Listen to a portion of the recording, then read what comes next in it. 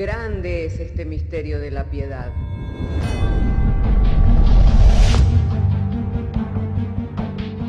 Si se destruyeran los fundamentos, ¿qué ha de hacer el justo?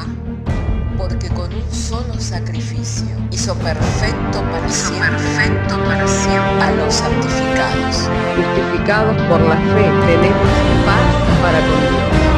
Juntamente con Él nos resucitó y nos hizo sentar en los lugares celestiales con Cristo Jesús. Fundados Y firmes en la fe, tenemos paz para con Dios.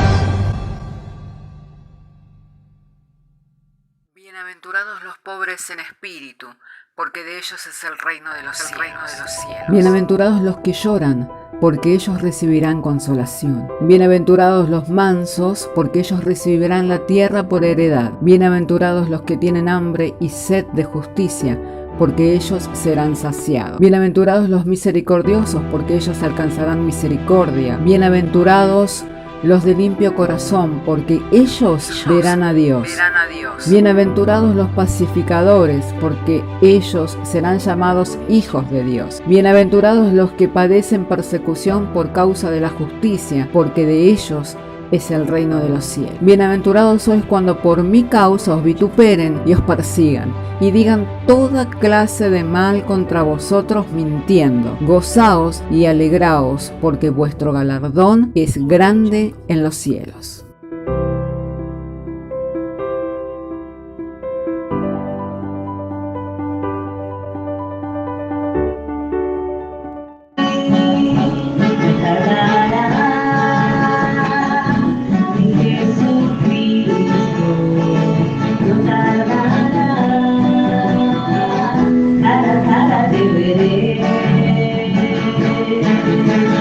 Hay una nación en los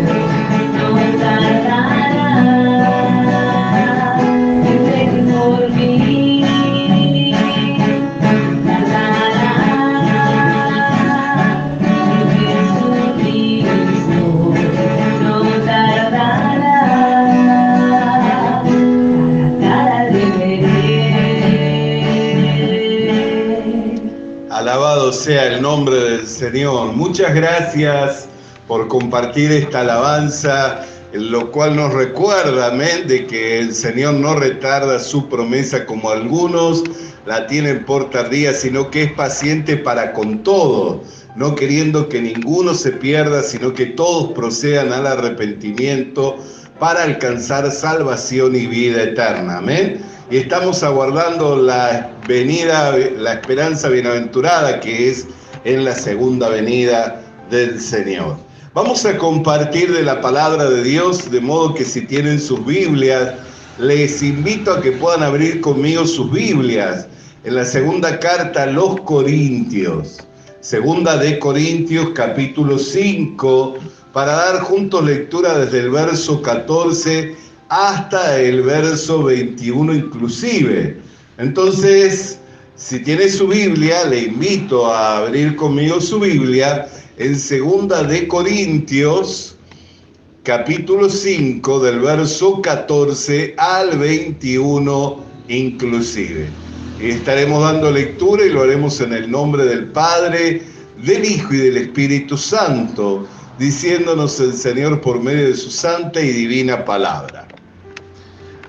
Porque el amor de Cristo nos constriñe pensando esto, que si uno murió por todos, luego todos murieron.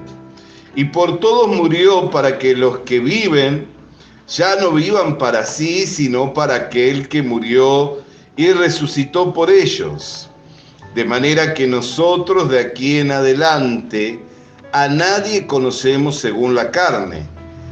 Y aún, si a Cristo conocimos según la carne, ya no lo conocemos así. De modo que si alguno está en Cristo, nueva criatura es. Las cosas viejas pasaron, y he aquí son hechas todas son hechas nuevas. Y todo esto proviene de Dios, quien nos reconcilió consigo mismo por Cristo, y nos dio el ministerio de la reconciliación, que Dios estaba en Cristo reconciliando consigo al mundo, no tomándoles en cuenta a los hombres sus pecados, y nos encargó a nosotros la palabra de la reconciliación. Así que somos embajadores en Cristo, como si Dios rogase por medio de nosotros, os rogamos en nombre de Cristo, reconciliaos con Dios. Al que no conoció pecado, por nosotros lo hizo pecado, para que nosotros fuésemos hechos justicia de Dios en él.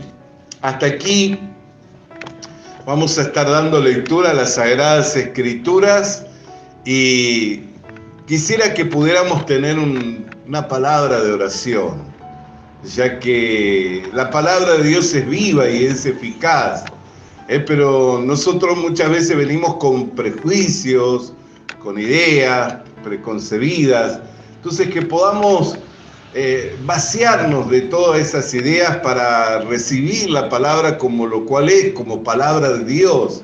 Amén, y esto sea por la gracia de Dios y por medio del Espíritu Santo que toma control y dominio de nuestras vidas. Así entonces en esta hora le invito para que juntos oremos.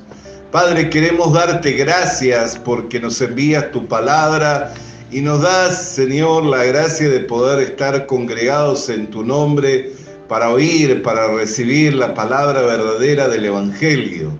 Por lo cual te pedimos en esta hora, Señor, que la misma venga sin aliación de ningún pensamiento, idea, Señor, propia del hombre, sino que pueda venir como lo cual es, como palabra de Dios.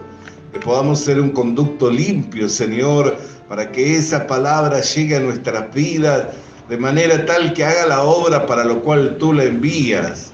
Por lo que te pedimos, Señor, en esta hora, el control, Señor, de todo pensamiento, así como todo argumento y toda idea preconcebida, Señor, que a veces albergamos en nuestra mente y en nuestro corazón y son un estorbo, Señor, a la palabra del Evangelio, Señor, que sea derribado, echado por tierra. Tú sabes cómo hacerlo, Señor. Tú sabes cómo conquistar al hombre, cómo triunfar, Señor, cómo vencer, Señor. Por ello es que a ti acudimos y dejamos todo en tus manos para que sea hecho en nosotros conforme a tu voluntad, en el nombre de Jesús. Amén. En estos días hemos estado procurando explicar cómo la cruz puede ser de tropiezo, ¿no? Aún Pedro hablaba que la roca que rechazaron los edificadores vino a ser la piedra principal del ángulo, roca que hace caer para el que tropieza, pero fundamento firme de la fe para el que cree en él, ya que el que cree en él no será avergonzado. Amén. Y cuando leemos este pasaje de la Biblia, podemos ver que el Evangelio, que se resume en la obra consumada de Jesucristo en la cruz del Calvario, lo podríamos explicar y mirar desde diferentes ángulos, ¿no? Como hemos aprendido en estos tiempos a mirarlo desde el tabernáculo, desde los sacrificios que se ofrecían en la antigüedad, que eran una sombra de lo verdadero, que es el cuerpo, el cual es Jesucristo, Y para eso el reverendo Oxopark tiene una gracia muy especial para explicárnoslo, ¿no? Como en el Antiguo Testamento estaba la sombra del cuerpo, el cual es Cristo, o sea, el verdadero cuerpo que habría de quitar el pecado del mundo, ¿no? Porque en el Antiguo Testamento, ¿qué ofrecían? Animales sin defectos, corderos, cabras, de acuerdo a la condición económica, eran diversos, pero todos esos sacrificios eran una sombra del cuerpo verdadero, del cual hizo mención el profeta Juan el Bautista, que dijo: he aquí el cuerpo verdadero del Cordero de Dios que quita el pecado del mundo. Amén. Entonces, lo que podemos ver que esto no se ideó en cualquier lugar, ni se llevó a cabo en cualquier lugar, sino que fue un plan de Dios, diseñado por Dios y llevado a cabo según el consejo y el designio de Dios. Amén. Y no tomó consejo de nadie. A nadie consultó cómo hacer para llevar a cabo la expiación por el pecado del mundo. A nadie lo consultó, ¿no es cierto? A usted no le consultó, ¿no? No vino Dios y le preguntó cómo hacer para quitar tu pecado, para limpiar tu pecado, sino que Él lo llevó a cabo en su tiempo, de la manera en que Él lo había diseñado, y lo entregó a la humanidad toda, y lo llevó como un conocimiento por medio de la predicación del Evangelio. Por eso el apóstol Pablo dice que el Evangelio para los que se pierden es locura, pero para nosotros los que creemos es poder de Dios. ¿Para qué? Para salvación. Amén. Entonces el versículo 18 dice: y todo esto proviene de Dios, quien nos reconcilió consigo mismo por Cristo y nos dio el ministerio de la reconciliación, que Dios estaba en Cristo reconciliando consigo al mundo y no tomándoles en cuenta a los hombres sus pecados. Y ahí uno puede detenerse y decir: ¿cómo un Dios justo, un Dios santo, amén, no toma en cuenta los pecados del hombre? ¿Cómo es que no lo toma en cuenta, no?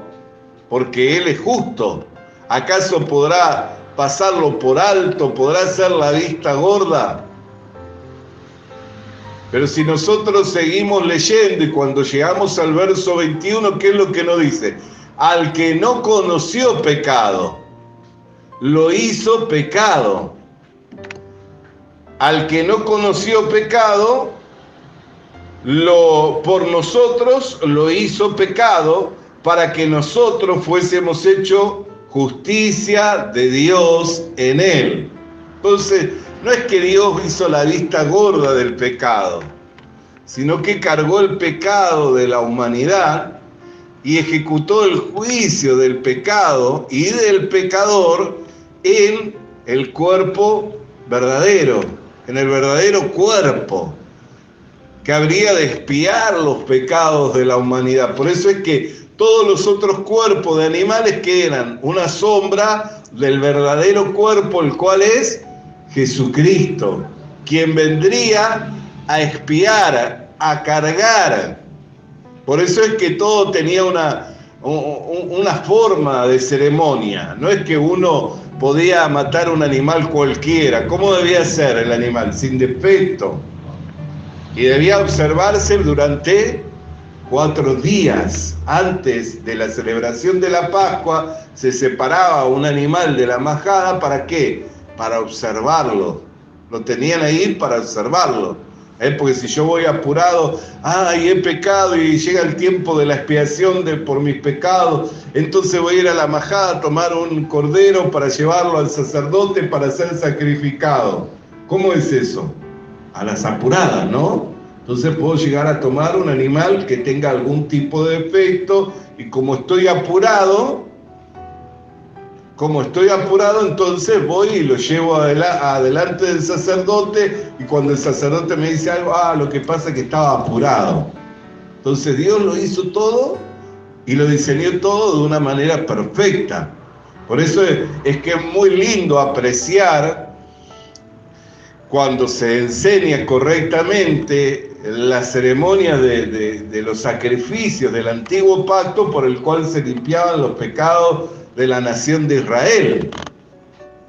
Y a ellos les fue dado ese tipo de ceremonia. ¿Por qué? Porque a ellos también les había sido dado reglas, normas de vida. A ellos les fue dado los mandamientos expresados en ordenanzas, ¿no? O sea, al tener mandamientos expresados en ordenanzas, ellos que tenían un deber de cumplir y de obedecer. Cuando cumplían y obedecían, ¿Dios qué hacía? Los bendecía, porque la ley no es de fe, la ley es de obra, de manera que el que obra recibe la bendición. Amén. Bendito sea el nombre del Señor. Entonces es muy lindo cuando se enseña y empezar a apreciar de esa manera, aún en el día de la expiación, que era el día 10 del 7º mes, en el que se hacía expiación por toda la nación de Israel. En ese día se sacrificaban 2 corderos. Uno es el que se sacrificaba en el altar del sacrificio por la expiación de los pecados del sacerdote, y otro era el que se enviaba al desierto. Allí en Levítico capítulo 16 usted puede leer, amén. Y ahí usted puede ver claramente que hace mención de este cordero, el cual el pueblo de Israel, cuando lo veía irse, ¿qué es lo que reconocía ahí? Se iban los pecados de ellos. ¿Por qué? Porque antes de que fuera enviado al desierto, ¿qué hacía el sacerdote? Ponía las manos sobre ese animal, traspasaba los pecados por la imposición de manos de toda la nación de Israel, y luego ellos podían ver que ese animal se iba al desierto, encargado por alguien, designado para que lo llevara. ¿Y cuánto tiempo tenía que llevarlo? 3 días. Por eso es que nosotros también, cuando empezamos a apreciar esta ceremonia, podíamos ver la relación que tenía con el Señor Jesucristo. ¿Usted se acuerda cuando vino el Señor Jesucristo al Jordán para ser bautizado por Juan? ¿Qué le dijo Juan? No es bueno que yo te bautice a ti, porque no soy digno de desatar la correa de tu calzado. Y tú vienes a mí cuando yo tengo que ser bautizado por ti. ¿Y qué le dijo el Señor Jesucristo? Deja ahora para que se cumpla toda justicia. O sea, cuando se cumple toda justicia, ¿qué significa? Que ya no hay infracción a la ley. Si se cumplió toda la justicia, ¿qué significó? Que ya nadie infringió la ley, porque se cumple toda justicia. Entonces allí Juan el Bautista, quien era de descendencia de Aarón, era un verdadero descendiente de Aarón, porque Zacarías y su madre Elizabeth, Zacarías era sacerdote y su madre Elizabeth era de las doncellas descendientes de Aarón, o sea que tenía verdadera linaje sacerdotal. Por eso Jesús, cuando habló de Juan el Bautista, dijo: de entre los nacidos de mujer no hay un hombre mayor que él. ¿Quién era el mayor en la nación de Israel? ¿El rey que se sentaba? ¿El profeta? ¿Quién era el mayor de la nación de Israel, que bendecía toda la nación de Israel? El sumo sacerdote. El sumo sacerdote era la figura máxima de la nación de Israel. ¿Por qué? Porque por medio de él recibía la nación de Israel la bendición. Siempre el mayor bendice ¿a quién? Al menor. Entonces, ¿qué es lo que estaba diciendo acerca de Juan el Bautista? Que en esa generación el mayor de todos no era Anás, Caifás, era Juan el Bautista, que no estaba en el templo, estaba en el Jordán. ¿Y qué hizo? Impuso sus manos. Cuando impuso sus manos, él ahí comprendió lo que estaba pasando. Estaba trasladando, traspasando los pecados ya no de la nación de Israel, sino como representante del hombre, de la humanidad toda, los pecados sobre el Señor Jesucristo. ¿Y qué dice? Después de eso, ¿quién lo llevó al desierto? El Espíritu Santo. Dice que después de que salió del Jordán, ¿qué pasó? El Espíritu Santo lo llevó al desierto, así como el cordero de Azazel, que el sumo sacerdote imponía las manos y luego era por alguien designado llevado al desierto camino de 3 días. Pero ¿a quién podía designar Dios para llevar adelante su plan? Si nadie lo conocía, ni siquiera Juan el Bautista. A Juan el Bautista le fue revelado en el momento en que el Señor le dijo: deja ahora para que se cumpla toda justicia. Por eso cuando leemos en el Evangelio de Juan, en el capítulo 1, al otro día cuando Juan le vio, ¿qué dijo? He ahí el Cordero de Dios que quita el pecado del mundo. Ya entendía ahora el plan, ¿no? Entendía que el cuerpo de Cristo era el Cordero que quitaba el pecado del mundo. ¿Cómo es que lo entendía? Porque él había sido el instrumento separado por Dios de entre los hombres, y como representante de la humanidad, como descendiente directo de Aarón, como sumo sacerdote no establecido por los hombres, sino conforme a Dios, para traspasar los pecados en la persona del Señor Jesucristo. Así que el que Dios designó para llevar al desierto al Señor Jesucristo, ¿a quién fue? Al Espíritu Santo. Pues nosotros leemos la Escritura y dice: y al otro día el Espíritu Santo le llevó camino del desierto, como el cordero a Azazel. Y allí vino el diablo para tentarle, para probarle, y fue tentado. Amén. Y fue probado por el diablo, pero también nosotros vemos que 4 días antes de la celebración de la Pascua, ¿qué hizo Jesús? Entró por la ciudad santa, la Jerusalén. Amén. Sentado sobre un pollino que nunca nadie había montado. Y decían: Hosana, Hosana, el que viene en el nombre del Señor. Y estuvo allí 4 días. Y dice que en esos días vinieron y se juntaron Herodes, Poncio Pilato, los saduceos, los fariseos, los escribas. Todos vinieron ¿a qué? A tentarle, a mirarlo, a probarlo, a ver si era de Dios. Y dice que cuando lo hubieron preguntado y tentado sobre todo, ¿qué es lo que dijo? Ya ninguno osaba preguntarle más nada. ¿Por qué? Porque entonces mostraba aprobado por Dios. Amén. Y después de mostrarse aprobado por Dios, ¿qué hizo? Fue llevado como cordero al matadero, que no abrió su boca. Entonces todo esto lo diseñó Dios y lo llevó a cabo por medio del cuerpo verdadero, el cual es Jesucristo, para expiar los pecados de toda la humanidad. Por eso dice que todo esto proviene de Dios, quien estaba con Cristo reconciliando consigo mismo al mundo, no tomándole en cuenta los pecados a los hombres. ¿Pero por qué no le tomaba en cuenta los pecados a los hombres? Porque había cargado los pecados en el verdadero cuerpo del verdadero sacrificio que expiaría los pecados de toda la humanidad. Por eso dice que al que no conoció pecado, lo hizo pecado por nosotros.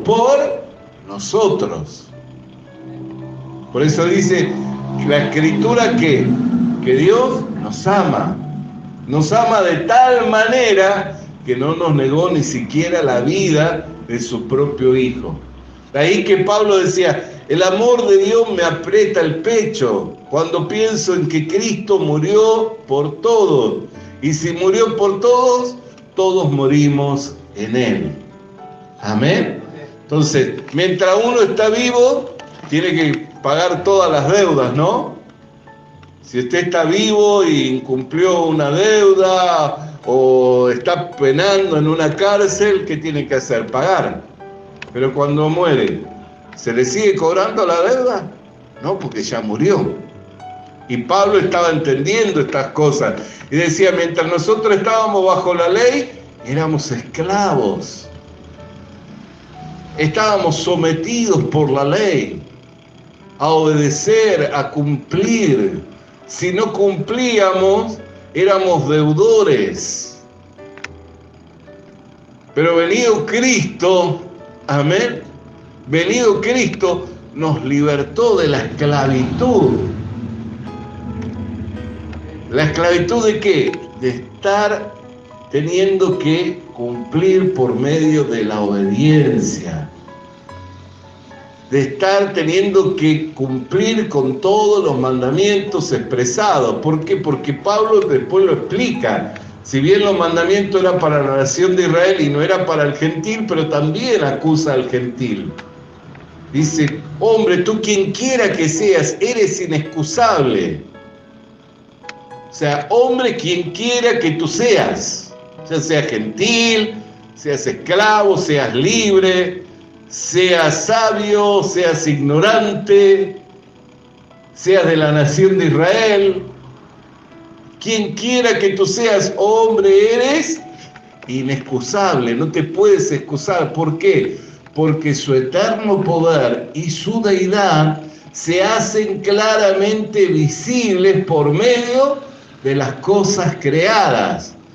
Mas por cuanto que no quisiste dar gloria a Dios, Dios te entregó a una mente reprobada para hacer con avidez toda clase de cosas que no le convienen al hombre. Por eso es que el hombre todo lo que hace por sí mismo le trae un provecho. No, el que siembra para la carne, de la carne que cosecha. Corrupción, ¿no es cierto? El que siembra para la carne, de la carne cosecha corrupción. ¿Por qué? Porque al estar entregado, al ser reprobado, todo lo que hace es en perjuicio de sí mismo. ¿Dónde está el sabio de este siglo? ¿Dónde está el disputador? ¿Dónde está el entendido? Amén. A Dios le plació salvar al hombre por la locura de la predicación, de modo que escogió lo vil y menospreciado, lo que no es, para deshacer lo que era. Bendito sea el nombre del Señor. ¿Está comprendiendo? Entonces, no es que pasó por alto los pecados de la humanidad, sino que los cargó en el cuerpo de Cristo y ejecutó el castigo del pecado y del pecador. Por eso Pablo dice, si Cristo murió por todos, luego todos morimos. ¿Qué éramos todos nosotros? Por naturaleza, ¿qué somos? Pecadores, ¿no? Todos nosotros por naturaleza somos pecadores. Al ser pecadores, ¿cuál es la paga del pecado? La muerte. Pero al morir en el cuerpo de Cristo, ¿pagamos la deuda o debemos todavía? Ya fue pagada la deuda. Por eso es que fuimos reconciliados para con Dios. Por eso es que ahora tenemos acceso con confianza al trono de la gracia a través del velo de su carne, que nos abrió un camino nuevo y vivo a la presencia del Padre, de manera que podemos acercarnos confiadamente.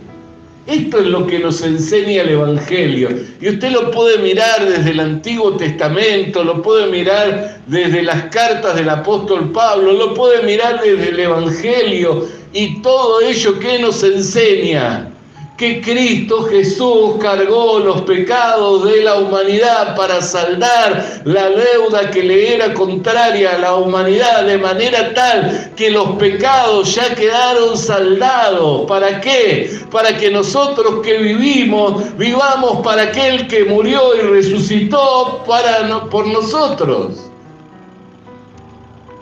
No sigamos viviendo para nosotros mismos. ¿Cómo sería vivir para mí? Présteme atención. ¿Cómo sería vivir para mí?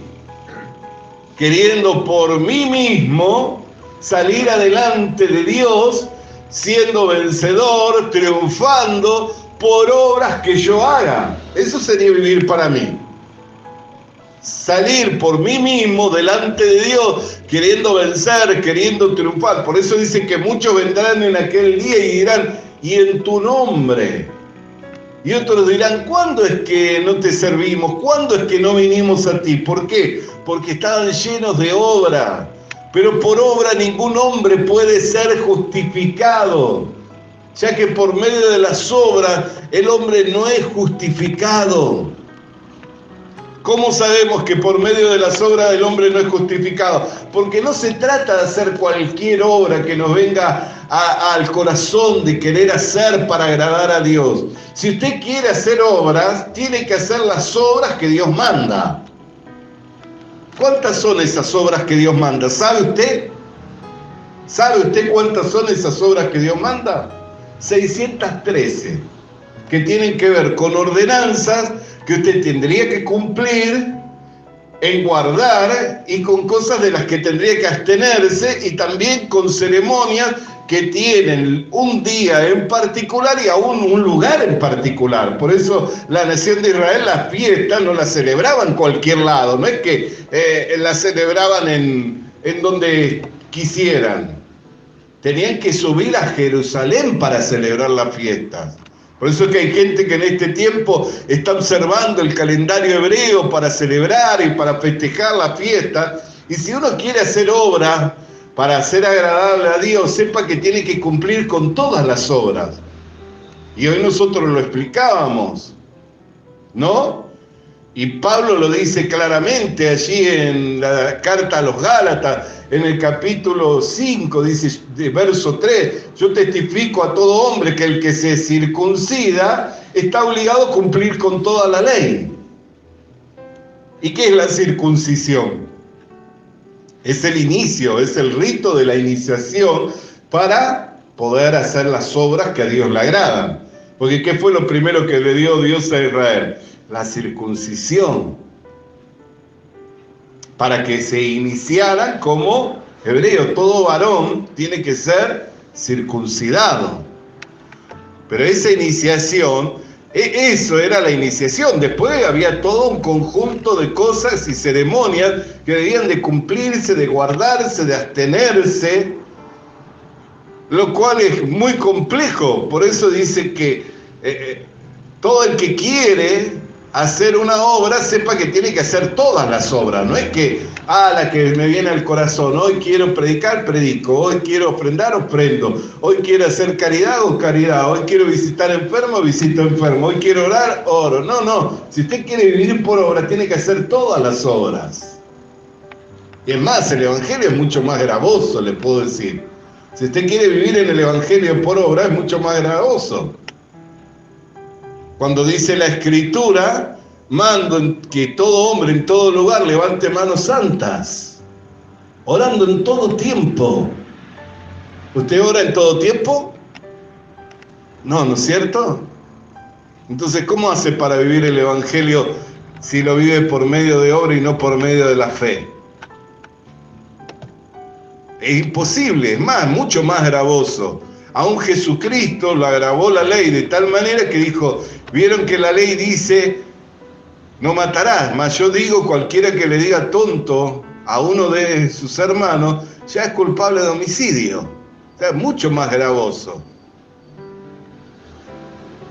Bendito sea el nombre del Señor.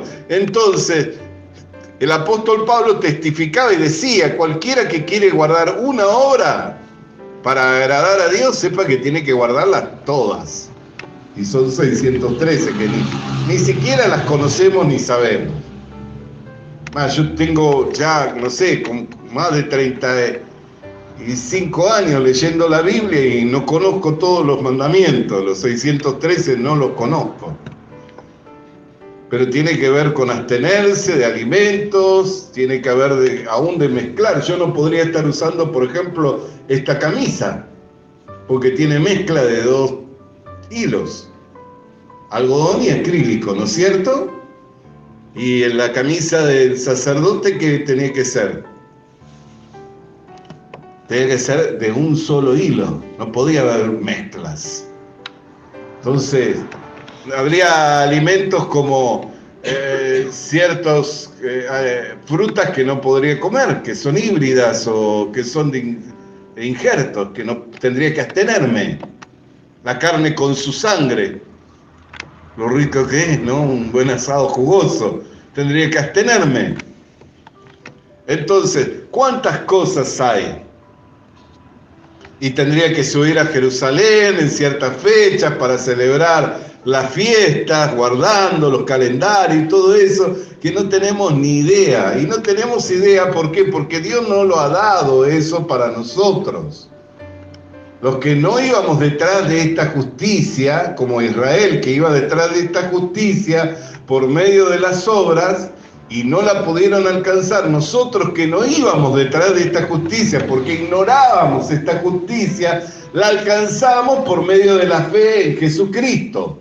Por eso el apóstol Pablo es claro en el capítulo 3, verso 21, dice, ahora, aparte de la ley, o sea, de la justicia que es por medio de la ley, en cumplir y en obedecer, se ha manifestado la justicia de Dios, testificada por la ley y por los profetas. La justicia de Dios que es por medio de la fe en Jesucristo. ¿Está comprendiéndolo? Entonces nosotros podemos ver que todo esto proviene de Dios, no se diseñó ni se ideó en cualquier lado, sino que salió del corazón y de la voluntad y del propósito de Dios para reconciliar todas las cosas para con Dios. Por eso cuando Cristo murió, estando en la hora del mediodía, Pedro en la azotea y teniendo hambre, Dios descendió con una visión, con un lienzo lleno de animales inmundos, y le dijo, mate, come.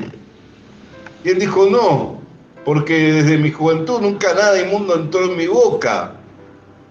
Y se repitió por 3 veces la visión, y en la tercera vez le dijo, no llames inmundo lo que yo he santificado. Y ahí él comprendió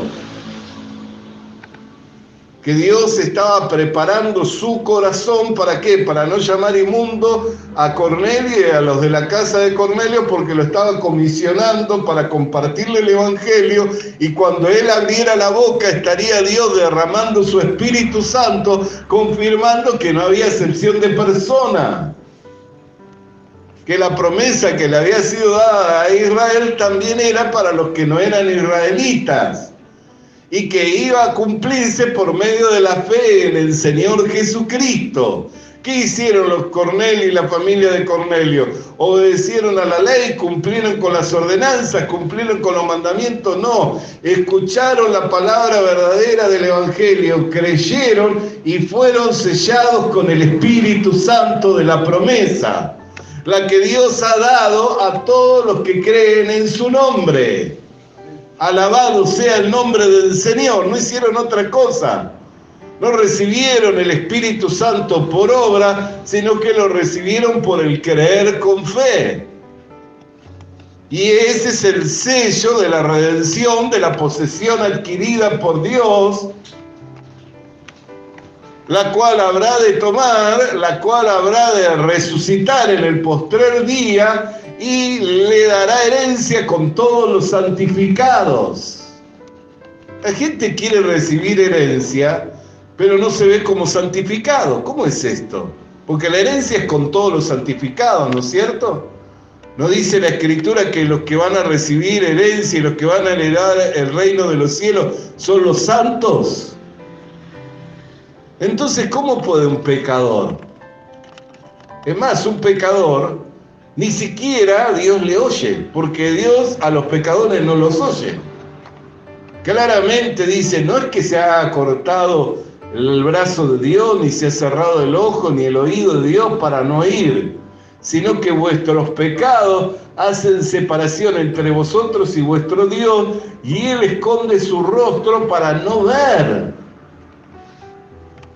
Entonces, cuando una persona, por eso dice que Dios estaba en Cristo reconciliando consigo todas las cosas, y nos dio a nosotros la palabra de la reconciliación, nos envió como embajadores, como si Dios rogase por medio de nosotros reconciliados para con Él.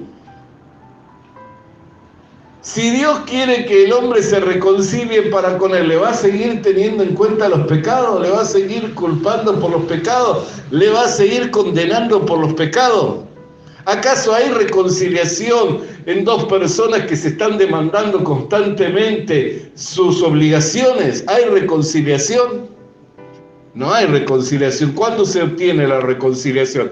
Cuando ya no hay más demanda, cuando dice, no, vamos a dejar este pleito a un lado, vamos a dejar la diferencia a un lado, vamos a dejar las enemistades a un lado, porque es mucho más preciosa nuestra relación, ¿no es cierto? Pero si yo todavía sigo demandándole, y usted sigue demandándome, ¿podrá haber reconciliación? No, no hay, ¿no? Porque todavía hay demanda, exigencia. Entonces, ¿qué es lo que Dios está diciéndole a la humanidad? Reconcíliense conmigo, porque ya no tengo demanda, ya no tengo exigencia, ya se pagó la deuda que le era contraria, la clavé, el acta de los decretos que era contrario, lo clavé en la cruz. Lo clavé en la cruz, en el verdadero cuerpo, en el cuerpo de Jesucristo, el cual no conocía pecado, pero lo hice pecado, para que vosotros fueseis hechos justicia de Dios en Él. ¿Justicia de Dios en Él? O sea, una cosa es la justicia del hombre, que tiene de acuerdo a la opinión y al parecer y al argumento y al pensamiento, tiene sus variantes, ¿no?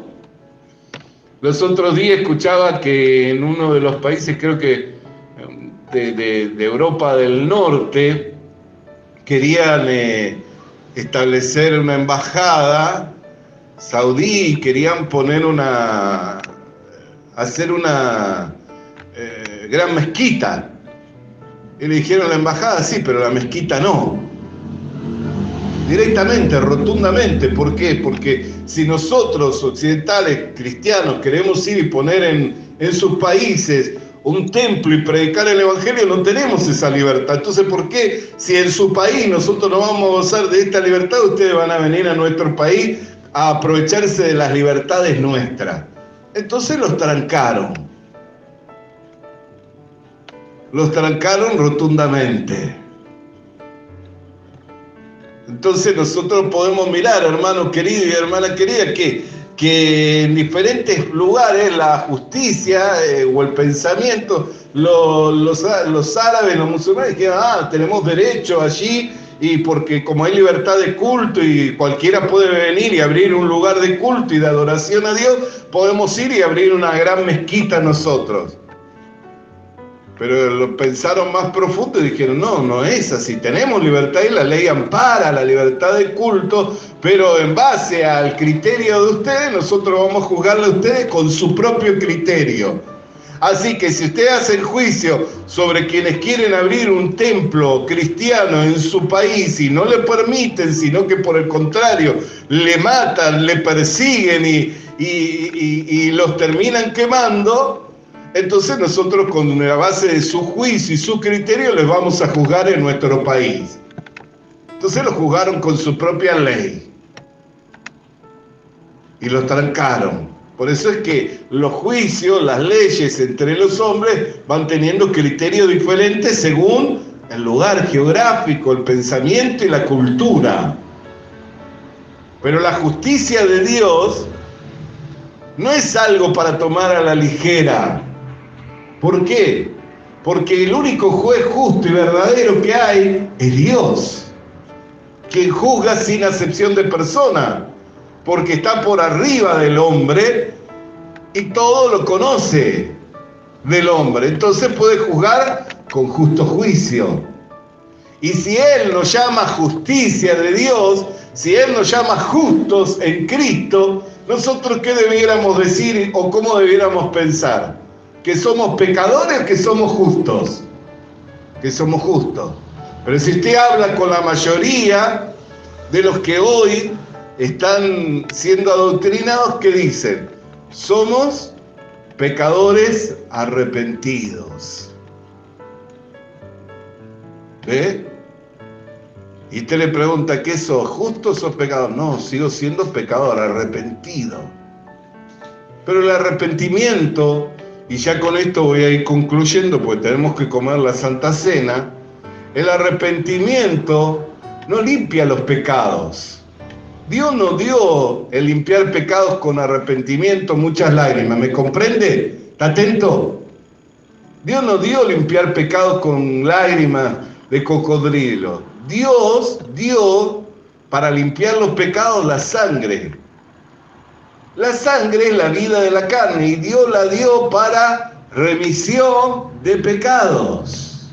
Por eso es que todo esto lo ideó Dios. No es cuestión de venir, yo tengo mucho arrepentimiento, muchas lágrimas, estoy muy compungido por lo malo que soy. Bueno, hijo mío, como estás muy arrepentido, muy compungido por lo malo que eres, yo no te voy a tomar en cuenta. No, tienes que pagar hasta la última gota de sangre. Por eso tienes que morir, porque la paga del pecado es la muerte. Y la muerte se produce cuando la carne se separa de la sangre. Por eso es que Cristo derramó sangre, no quedando más sangre, que salió agua. Porque ya no quedaba más sangre, salió agua. El agua que había ocupado, que estaba en el cuerpo y que había ocupado el lugar en el corazón, salió junto con la lanza del soldado romano que atravesó su corazón, queriéndose asegurar el diablo la muerte de Dios. Porque Dios estaba en Cristo, reconciliando consigo mismo todas las cosas.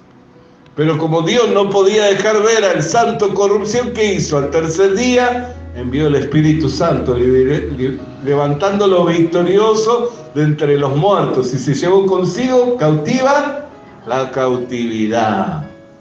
Y dio dones a los hombres, estableciendo Él en la iglesia apóstoles, evangelistas, profetas, evangelistas, pastores y maestros para el perfeccionamiento de los santos, para la obra del ministerio, para la unidad de la fe, a fin de que todos lleguemos a la medida y la estatura del varón perfecto. Por eso, si un apóstol, un profeta, un evangelista, o un pastor, o un maestro enseña otra cosa que no es conforme al evangelio, el tal no es de Dios.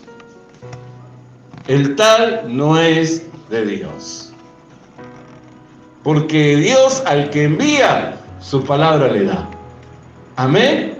Hasta aquí vamos a compartir la palabra del Señor y vamos a comer la cena del Señor en esta hora. Amén. Oremos al Señor. Padre querido, queremos darte gracias porque nos has enviado tu palabra en el poder, en la potencia del Espíritu Santo, iluminando así los ojos del entendimiento para que pudiéramos tener comprensión que el Evangelio no es algo que se ideó en cualquier lugar, en cualquier lado, sino que el Evangelio procede de tu corazón y fue llevado adelante según tu designio y tu voluntad, con un propósito: redimir al hombre, libertarlo al hombre de la esclavitud del pecado, de la cautividad del pecado, y presentarlo delante de ti como un justo Hijo de Dios. Alabado sea tu nombre, Cristo amado, por lo cual te damos gracias en el nombre de Jesucristo. Amén y amén. Puede decir gloria a Dios. Gloria a Dios. Bendito sea el nombre del Señor. Vamos a alabar su nombre, iglesia amada.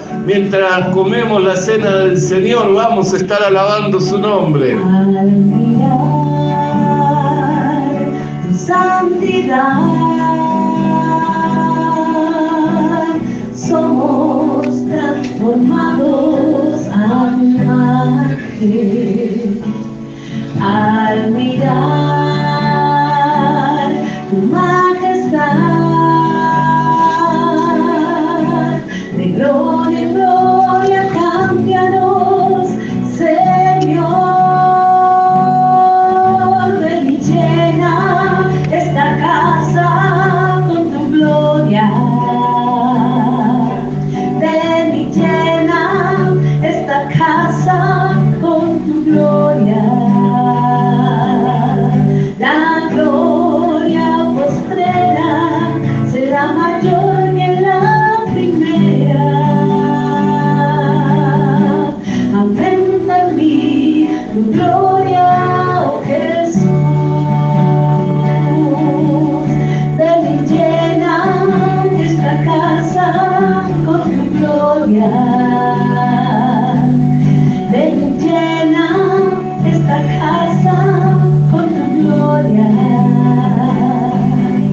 La gloria postrera será mayor que la primera. Aumenta en mí tu gloria, oh Jesús.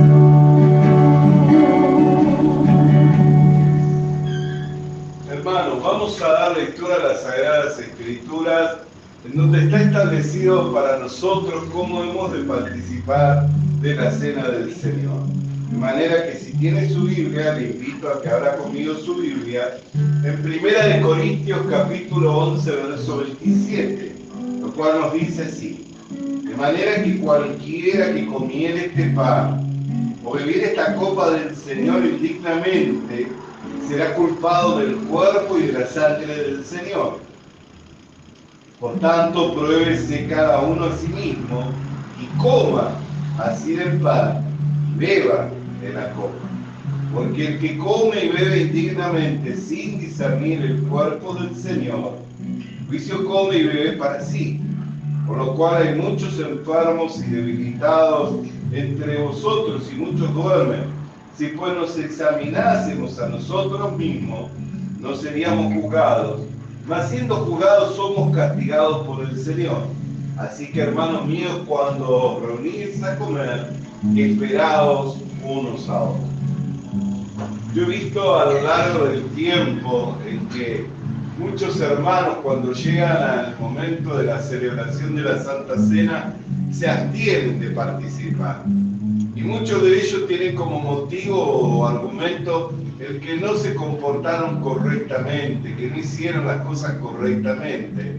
Entonces, para no comer juicio y beber para sí mismo juicio de condenación, se abstienen de participar. Pero la Biblia no nos enseña de esa manera. La Biblia nos enseña que debemos comer y debemos de beber. Pero ¿cómo debemos hacerlo? Examinándonos y discerniendo el cuerpo de Cristo. Hoy hemos hablado mucho sobre el cuerpo de Cristo, que el cuerpo de Cristo es el verdadero cuerpo que cargó el pecado y que sufrió el juicio por el pecado y que se hizo pecador por nosotros.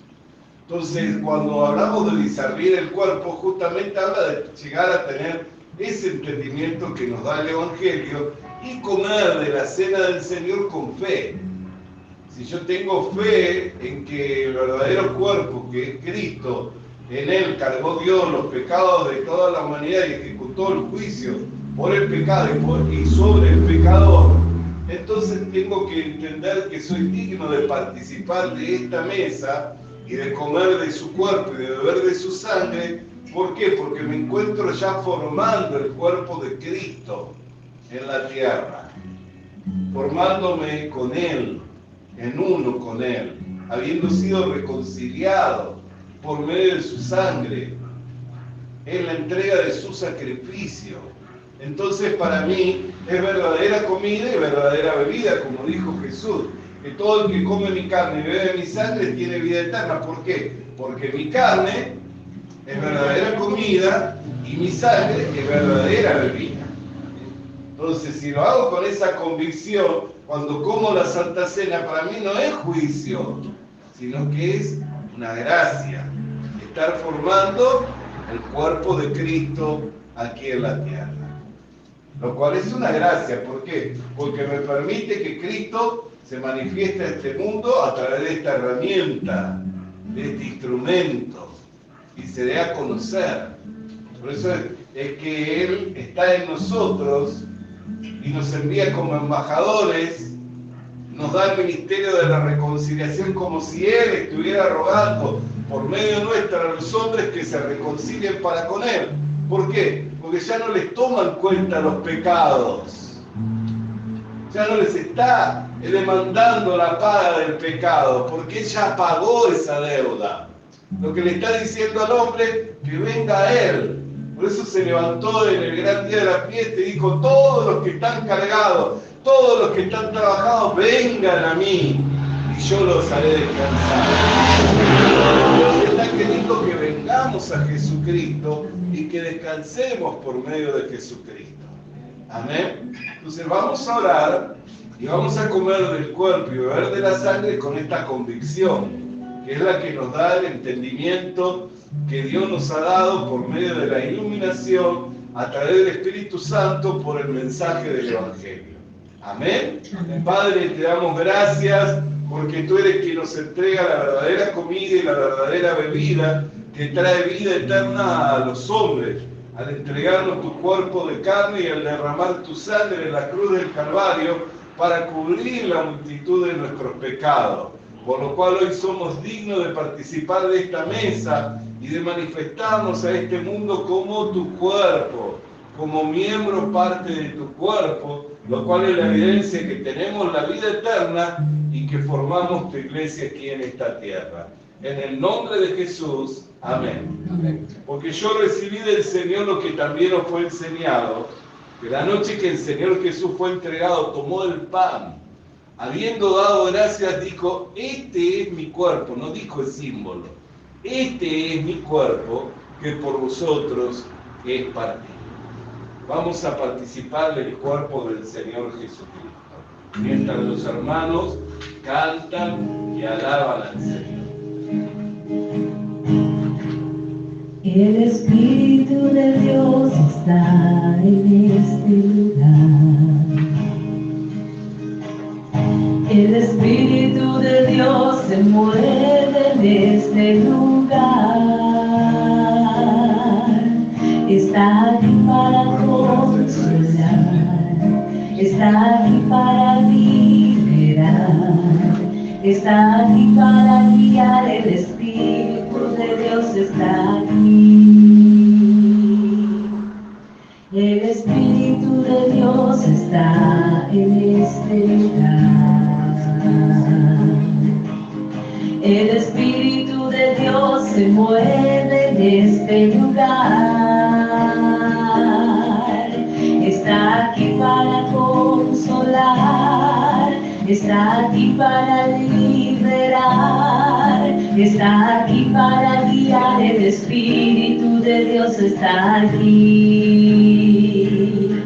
Muévete en mí, muévete en mí,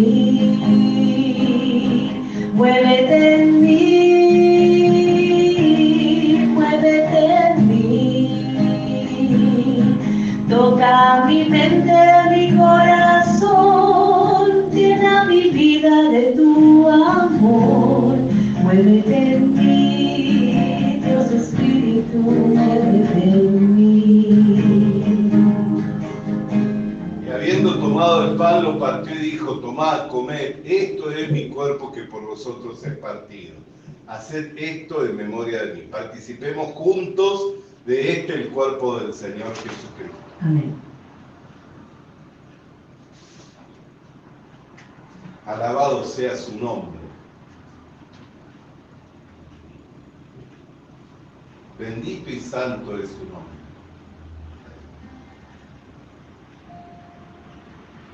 Asimismo, después de haber cenado, tomó también la copa diciendo: esta copa es el nuevo pacto en mi sangre.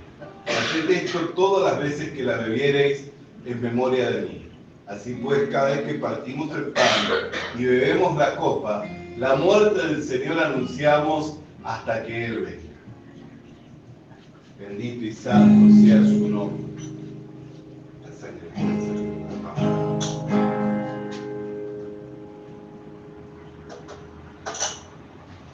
El Espíritu de Dios está en este lugar.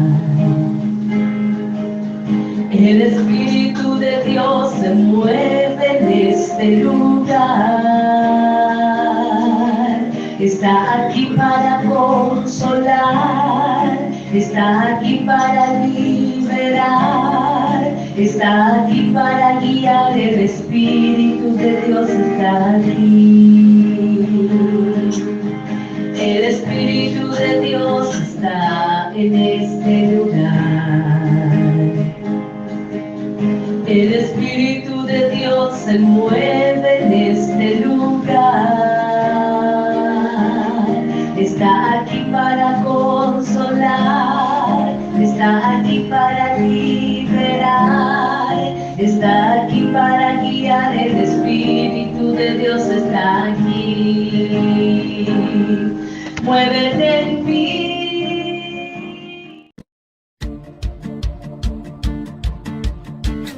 Visita nuestras redes sociales. Visita nuestras redes sociales. Suscríbete activando la campanita. Suscríbete activando la campanita.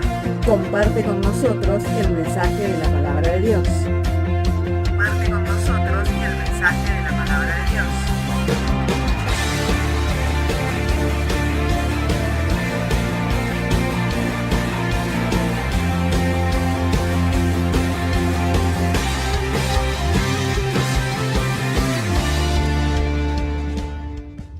Le animamos a que consiga una Biblia,